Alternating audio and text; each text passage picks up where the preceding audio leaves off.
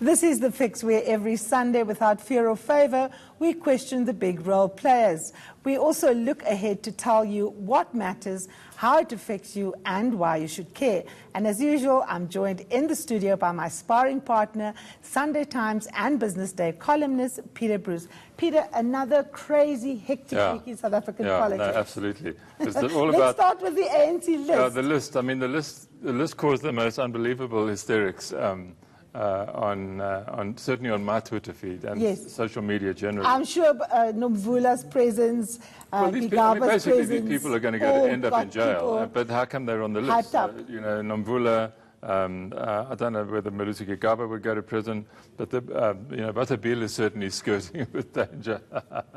But the thing is, if you look at the list more closely, it's very interesting. It's quite clear Ramaphosa's won the list argument. Explain that. Well, I'll try. I mean, so a couple of people aren't on the list, right? Des van Rooyen's not on the list. He didn't make it. Neither did Nathi Nhleko, who was very close to Jacob Zuma. But the big thing is that the premiers of the Eastern Cape, the Northwest, and I think the Northern Cape are going to Parliament, where they will then from there be subject to the discipline of the whip. They won't have these big provinces to run or be responsible for or to cause nonsense in. And here's the big thing. People keep worrying about the National General Council next year. This is where Cyril's enemies will oust him. But to do that, as I understand it, and correct me if I'm wrong, you need 4 provinces to back a motion to remove a president at the NGC. Now, once you've taken out the Eastern Cape and Northwest, you don't have any provinces other than the Free State and KwaZulu, where the ANC, where even then Zuma can't be sure of. Because it's completely divided. Completely divided. So there's no challenge that I can see now, apart from people whispering to newspapers anonymously that it's going to happen. You know, the funny thing is... To Ramaphosa next year. What's the problem here?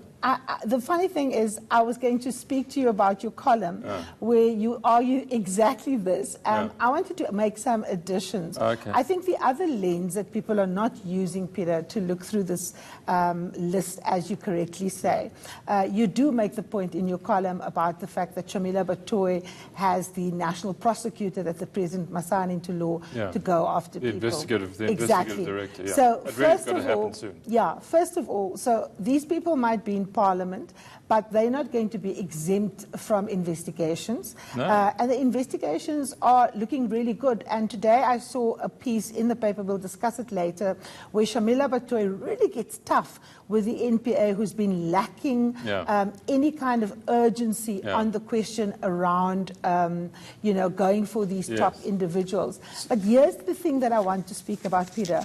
People serve at the pleasure and the prerogative of the president. So the other lens through which you need to look at this list is, of course, the executive. The president can choose his own cabinet.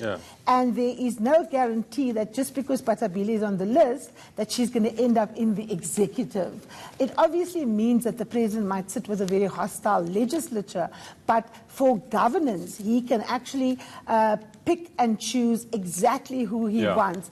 And that's going to be something that I think he is going to use, depending on the margin with which he wins. He's going to wield that sword. And it's important that we actually, factor that in when we look at the list and stop the hysteria about, these people must get off. The other thing I think is that people think the president can sit and order edicts and say, arrest Peter Bruce, arrest Karima.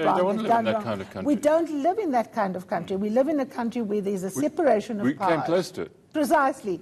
And of course, where people have to stand trial, where they have to have the right to defend themselves, and all of this is going to happen. This was a project 10 years in the making. To undo it is going to take a long time. And I mean, Cyril says and this is a quote from a Daily Maverick piece I saw during the week, he says while he was in Soweto this week, where he was campaigning, says the membership chose them, these people, these reprobates on the list, knowingly saying that we will allow all other processes to unfold it, and if people are found guilty of criminal conduct or misbehavior, they will be dealt with through the criminal justice system, and that washes people out. Absolutely. That's what's going to happen. Absolutely. I think that is the key here. And what is really interesting is that the president refers to the criminal justice system as a process that has nothing to do with him, which is the great departure, of course, from President Jacob Zuma, who actually used these institutions for his own, narrow interest. Well, after the break, we take a look at the dire impact of the fourth industrial revolution on the banking sector, as one of the major 4 banks closes 91 branches due to digitization.